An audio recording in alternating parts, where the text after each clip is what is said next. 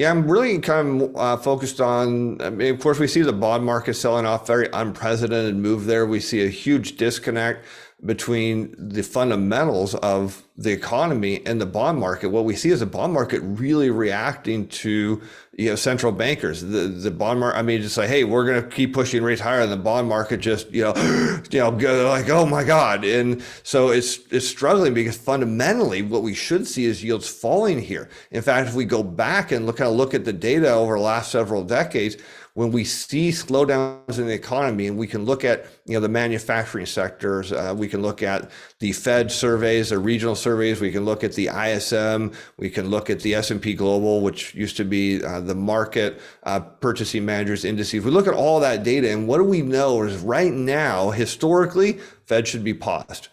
At the least, they should be like, hey, you know what? We may be pushing this too hard. We're going to take a breather here.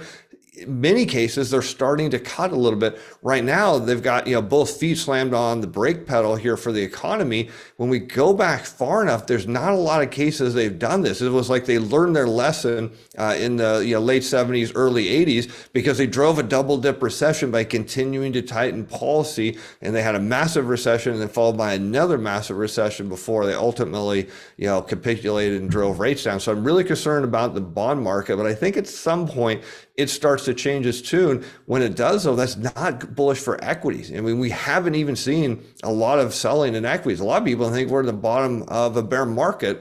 The reality is we're more likely in the beginning of a bear market. We don't see bottoms until the Fed's almost done cutting or have gone all the way where the market says they're done. And we don't see the market bottom until the yield curve is done steepening or very steep. It's not even started. Rates haven't even started going down. So, you start to look at the picture and you say, yeah, interest rates are causing a huge problem in the not only U.S. economy, all around the world. And stocks are usually the last to fall, and they're looking like that they're not going to hold up too much longer.